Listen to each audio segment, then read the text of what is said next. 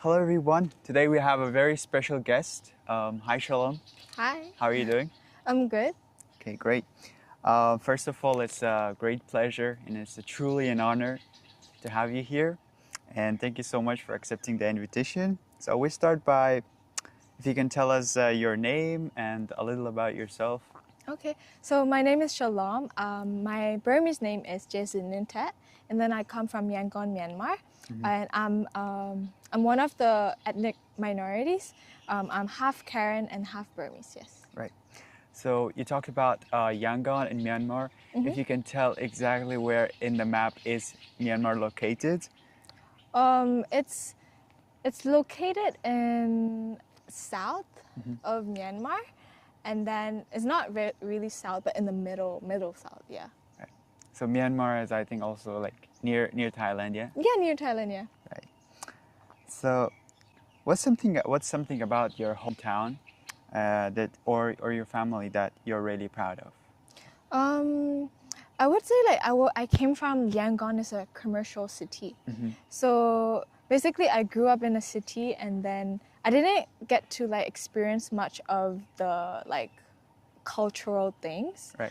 But I am grateful that I could actually like be from Yangon, Myanmar, because there are a lot of opportunities, like educational opportunities, which I don't think I might be able to get if I were in another region. So I'm really proud of that. And then like there are a lot of tourist like attractions and then cultural heritages in Yangon, Myanmar. So yeah, I'm really proud of that. Great. Yeah. So I think let's just give a good context of Yangon. I heard that it was like the capital, or like what is the capital, and like is Yangon a very big city, a small city? How's it like? So it used to be a capital, and then when British was colonizing us, it was called Rangoon, and then it changed to Yangon, and then now the capital city is in another state, and then yeah. Great. How did you hear about UWC, and how was the selection process like for you? So UWC, I heard it from my friend's mom, and then I found it really interesting because like 2 high school years, and then like the education opportunity, the IB, and then it was really interesting for me. And then like I tried to apply it, but at the first year I didn't get it. Wow. And then I tried for the second time, and then by the grace of God, like I got to come to UWC Thailand. Great. So I really felt like this was like a big opportunity for me. So like I didn't give up, I would say, but it was like my last chance. Yeah. But like yeah. Great. Wow, what a story.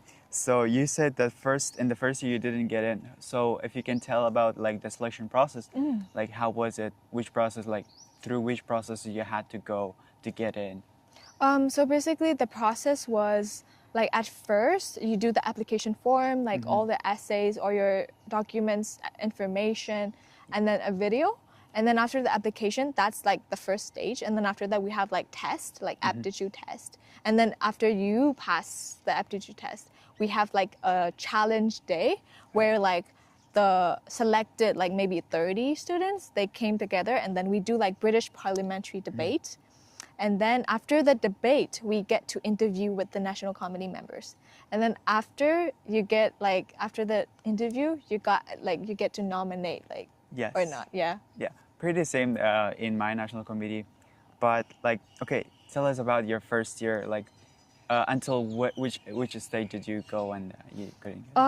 The first time. Yes. So the first time I got into the final stage, but like at the final stage, I was waitlisted for Hong Kong. Oh, yeah. And then I didn't get in.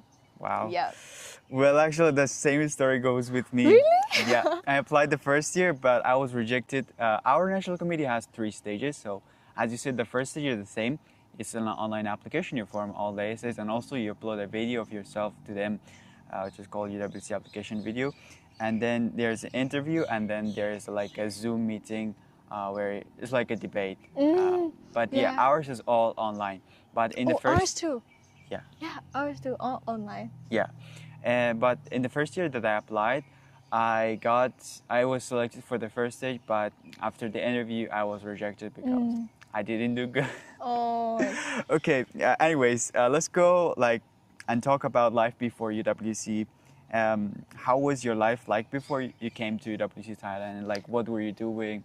Or you like school? life before UBC was pretty much back in my hometown, and then I was just like, because I finished GED, like this is a high school diploma, and then I was just volunteering at church, and then basically like most of my time I'm just volunteering at church, and then I was kind of preparing for UBC as well, and then I went to Hong Kong for a bit, like for 6 months because of the political situation. Wow. And then after that, at Hong Kong, I was applying to UWC again. Yeah. And then since I got it, like I came to Thailand and I was in Bangkok for 2 months. I was volunteering again in YWCA. And then in August, I just came to Phuket. Wow, that's great. Yes. So you talked about political situation. Like, what do Yeah. you mean? Was there like a political unrest, or what was it like the situation there? So there was like currently there's like a military coup. I think since 2021. So it has been still like that, and then I would say the condition is not getting better, but still like we're still like surviving. So yeah, there's like a military coup in our country, and then now the military is still like controlling us as a government, and then there are some difficulties that's happening after the coup, like economically or like safety issues, and also protesting things are really like forbidden, like yeah. So yeah. Yeah, I also heard about the Rohingya crisis. If you can tell about that, what is it? Actually, I did not know about Rohingya crisis until the military coup happened, because because we don't know things. Yeah. And then what happened was like the military, like they were like committing a genocide, right? At one of the state border to there. And then they were, they did that. Wow. Yeah. So Okay. so it's an uneasy situation. And then to be really honest, like the Rohingyas were actually one of our tribes as well. And then that's really sad to hear. And then Great. So let's talk about, you said previously that you are also like a minority. So if you can give us a picture of like the background or the minorities in Burma, and what are like the religions common there, and what are the minorities? So we have like total like minorities, like 135 total minorities, and then we have big tribes as well. Like the minorities are within the tribes. So they're like 8 big states. Great. And then each state have different tribes. So and then like the Burmese people, they're one of the like biggest tribes. And then like the second follows up with my tribe, like Karen, and then Gachin, and then they have their own culture, they have their own language, their sub languages, and then they have their own attire, their own norms. And then it's really interesting how to like explore each and every tribe's like cultural things. And then I really feel proud of it, like to have that diversity in the country. Yeah, diversity is really great thing. So I'm very curious to know why Burma is also called Myanmar, or Myanmar is also called Burma. Oh. Is there a story behind? Yes. So when British was colonizing us, they named it Burma. And then after our independence, it was a military coup. So they decided to change the name to Myanmar. So yeah, that's how it. All right. Which one do you like the most, or like to be like other people to call it? I think like Myanmar is fine for me, but Burma is also fine for me too. Like I'm really get like surprised when people go like, "Oh, Burma, are you from Burma?" And then it feels like, I don't know, vintage. I actually like it to call Burma as well, like the king of Burma. So yeah. All right. Let's go with Burmese culture, traditions, and food.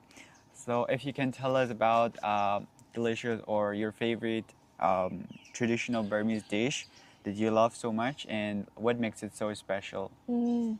I think I cannot choose any, but one thing that is significant for me is Kopmo Long Yibo. So basically, like in Thai, we have Songkran, right? So we Yes. have a water festival as well at the same time. So within the water festival, we eat like a dessert made from glutinous like rice ball with like a sweet thing inside. Is it the sticky rice?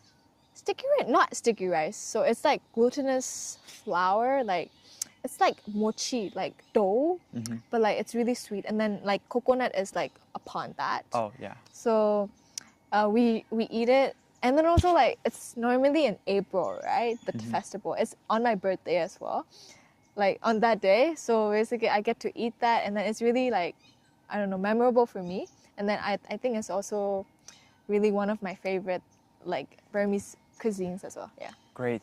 I think that Burmese cuisine are very famous like around here in Southeast Asia as well. Really? Like when I went to an SIT in Kopayam, and we saw their menu, and like one section was all Burmese food, and yeah, if you can. Wow. Yeah. I So- did not know that. I don't know. I think it's like famous in many restaurants. Like there's like a section Burmese food. Oh wow. Okay, if you can tell us like more about other common foods. So basically, like we have different type of noodles, like coconut noodle or like sticky noodle, or like a lot of different type of noodles that we usually eat for breakfast. And then I think it's really significant because like it's different taste, different like type, and then you can just like, you know, think of anything, and if you feel like you're eating it, then you can just go buy and eat, or you can make it yourself.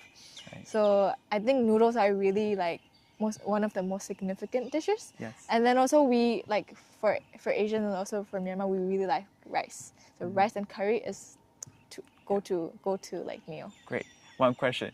Do you like spicy food or? Yes, I do. Okay. I do. Great. Okay. Let's talk about some unique traditions that are common in Myanmar. Can you tell us about like some traditions that is common? I think like what I can think of right now, the tradition is like they're also really in like arts. Like for example, they have, I'm not sure, like puppet show, and then they're really like the traditional Burmese dances. They're really like they have maintained that tradition for years and years and years. So it's like it's really special for us to see that kind of things where there's a celebration, and then we usually so in every month of a year we have like festivals. Okay. What are the names or how is it celebrated? Okay, so there are a lot which I cannot remember, but like I remember significantly is the water festival, and then also the festival of lights. Oh, it's common like in Thailand. Yeah. And then there are more festivals that I used to learn when I was young, and then within that festival, it's not only like celebrated in one location because we have many states. Yeah. They have their own like located main festivals. So okay, if that's the festival's time, we used to like make desserts or food that is related to the festival, and then Burma is really like it's a Buddhist country. Yes. So like they're really into like the temples and the golden pagodas are really like all over the place. Yeah. And then yeah, it's really cool. Right. Also, I think that like the majority of the religion there is Buddhist. Yes. Yes. Let's see. How do people usually greet each other there in Myanmar? For example, in Thailand, I think they say like, Sawadee krap. Sawadee krap or like something like this. How is it there? So basically like people might say like, how do you say hi in Burmese? And then we might say Mingalaba, but we don't usually say Mingalaba when we meet with people. So So what do you say? so we say like Nikang la, like oh how are you? Nikang la, and then like or like Sabibi la, like have you eaten? Something like that. So you say all of that for like hi as a hi. Yeah. So like when I meet my seniors, I just say like oh Nikang la, Sabibi la, and then yeah. Yeah, that's good. That's really uncommon because in English we also say like just hello or hi. Okay, let's talk about history, society, something like that. If you can tell us about a historical place in Myanmar that you think everyone should visit or has a significant historical significance. So. I would say like Bagan. because again it's already popular, like because of the Asian pagodas, because our like kingdom, like the kingdom Yeah. was there, so they just like now the pagodas are still there just like how it is, so it's really cool. But I haven't been there. But I really want to go there and then see just the pagodas and then how the history is. Because I only went to one of the like the palace Yeah. in another state, but I really want to go there because like a lot of people are really interested to go there, and then they just take cool pictures there, and then I really want to go Great. there. Yeah. Right. How do you personally feel about the history and the background of Myanmar? Ooh, I would say like, I think people like how the mythical history and cultures of other countries are really like rich, like Japanese or Chinese. I think Myanmar have similar kind of like that depth of richness too. Wow. But if only people knew more about it, like it would be really cool. And then I would say it's really interesting as well, like the history and how the drama was in the kingdom. Yeah. Yeah, it But was yeah. like a kingdom. Being like Yeah. a kingdom country, like I don't know. It's very different. Yeah, like the first king, the second king, the third king. I mean, like, I learned it in history, but it would be great to, watch it as a movie or something like that. So I really want to encourage, the Burmese citizens to, like, create, like, a movie about the history and everything else. Great. Okay, let's still have, if you can tell us about, like, a very quick and short history of Myanmar in a nutshell. Like, from, In a I don't know, nutshell? yeah, like, centuries ago until now. Okay. Like, Oh, okay. In a nutshell, okay.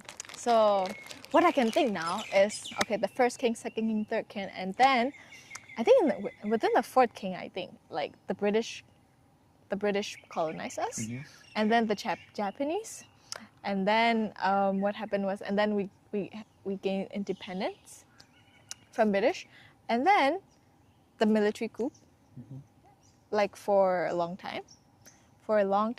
And then like in 2015, if I'm not mistaken, the Democratic Party won the election. So like for 5 years they ruled, like they governed, and then in 2021 the military coup happened again. wow. Is it like right now, is it a kingdom or is it like a parliamentary or there's Parliamentary. election? Okay, there's Yeah, yeah. election. The kingdom ended since like like colonization. Yeah. Okay. You talked about religion before, but I would like to specifically know what are the main religions there? I think it's really diverse there as well. Not only the tribes, but like Buddhist, like Islam, and then Christianity, and then I think that those three are the main things. majority. And you're a Christian, right? Yes, yes. Great. How is the education system in Myanmar? Like, are there like private schools or public schools? Like, which one are more common? I think public schools are really common, like over the region, but also like only in the like commercial cities like Yangon and Mandalay. We have like private more, and then also international schools. So international schools are less than public schools. Right. Like, what is the curriculum like? Is it like from grade 1 until grade 12 or? So it used to be grade 1 to grade 10, but when I was grade 8, it changed to grade 1 to grade 12. So now it's still like till grade 12. But like for the international curriculums, they use other like, other programs. Great. Okay, before you came to UWC, like which kind of school did you used to go in? So I used to go to private school, but I learned the Burmese curriculum, like the government curriculum. And then I quit school at like 9th grade because of the military coup.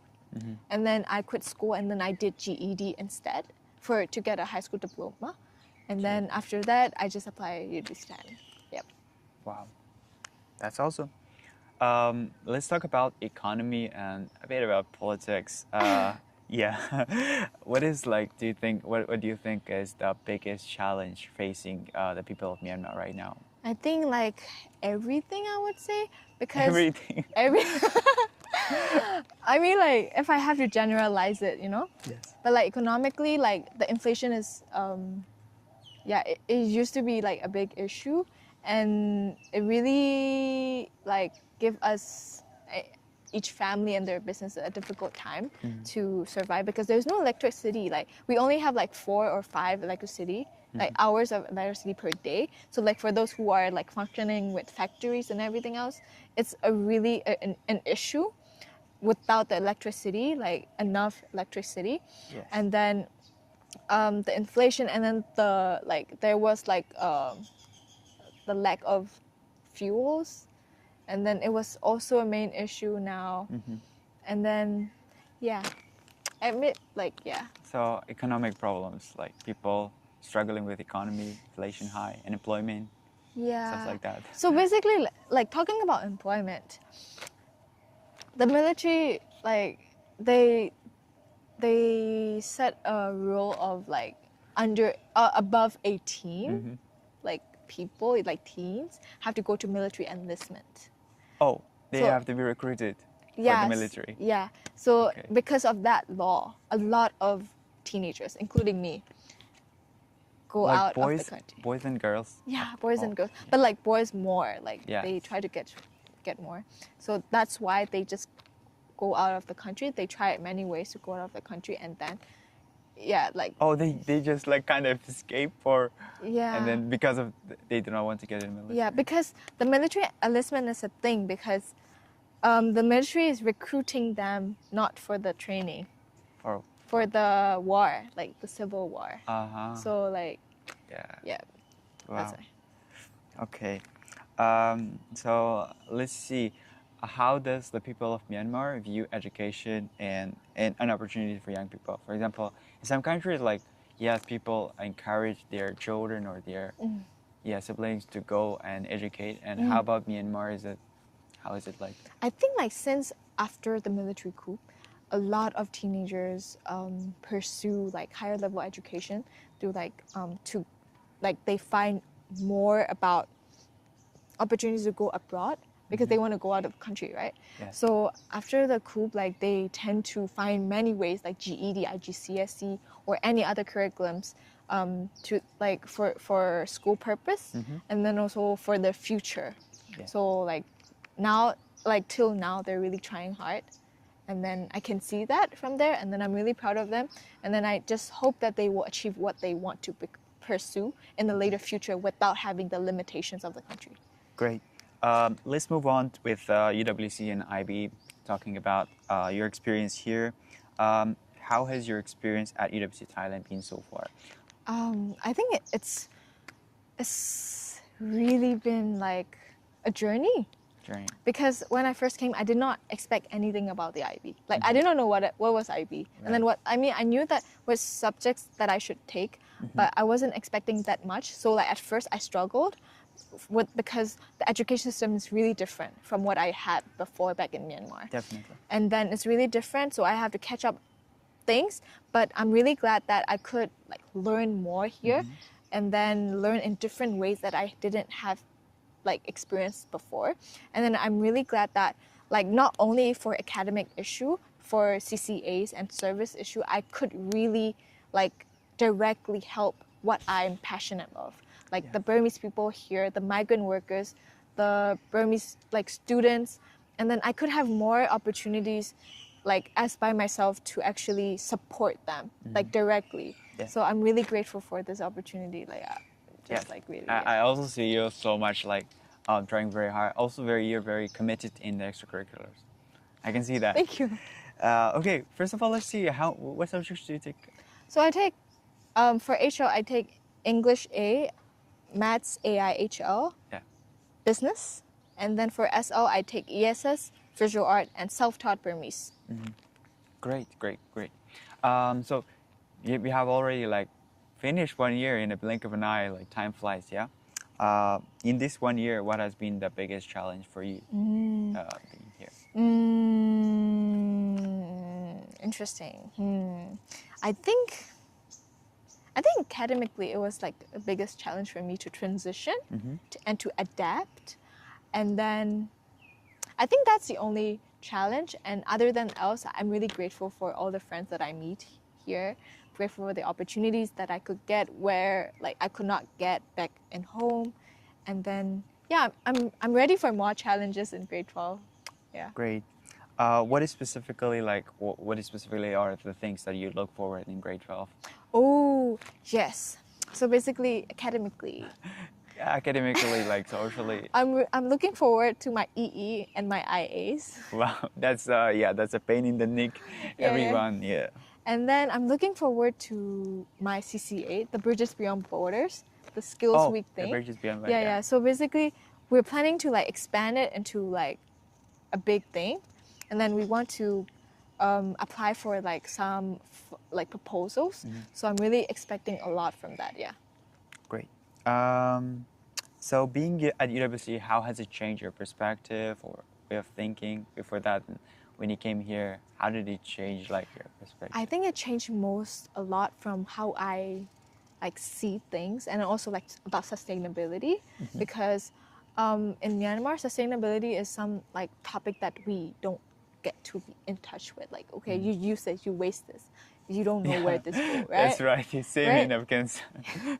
Right. So like after I get here, and then after getting a lot of awareness, and also about other countries as well. Like, okay, my friend is from this country, and then my friend is facing this.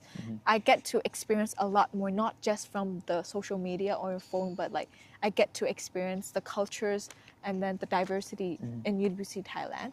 So yeah. Great. What has been like? What is one thing you wish people knew more about Myanmar? I think it's again the tribes, like the minorities. There are a lot, and then like if they could know more about like our cultures and our traditions, they will be really interested again. And then what else? Maybe about our country situation right now, the political situation. Like to be aware of it, and then even though like there are not much to actually help, but just like the awareness. Yeah. Is enough. Yeah. Great. If you could describe UWC Thailand in one sentence, what would it be? Wow. Interesting. UWC Thailand. Okay, what would you say? I would say pretty challenging, but also rewarding at the same time. This is what I would say. I think like UWC Thailand, I would say it's like a bridge for me to go to a higher level education where I wanted to go, but like I couldn't go by myself. So I feel like UWC Thailand is like a bridge to get there. Yeah. Great. So what is something that you have learned from others being at UWC that changed your perspective? Like, I think again the like, diversity. Yeah, the diversity. The diversity.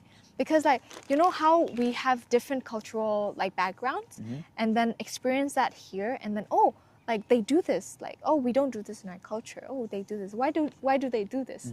Something like that. I get to explore more about the reasons, and I'm more like open to everything now. Great. Like because normally I would just like being conservative about it. So like yeah, I think one of the biggest advantage that we have, or the asset, or what is unique about UWC is the diversity that we have. That's true. Like in a classroom, basically every student is from different countries. Yeah. And that's what makes it very special. Yeah, that's true. Great. Let's wrap it up with like a last question, I guess. What is a message or a wish you would like to share with people, like in this video? Or a message that you would like to give, or advice, whatever. Advice for? Just a common like what is your message for the people watching, or for the young people, young generation? I would say like,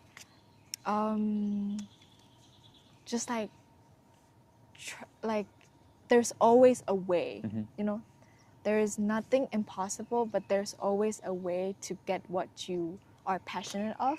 And then if you find what you're passionate of, just go for it. Like don't look back, just go for it. And then whatever you do, like with your passion, I'm pretty sure that like it will carry you throughout the way. So you don't have to worry about anything, but like anything that you do, like just have passion. Yeah. Yes. And also what I would say is that if like thousands of doors is closed, I think there will be one door that you can go and it would be a good opportunity for you.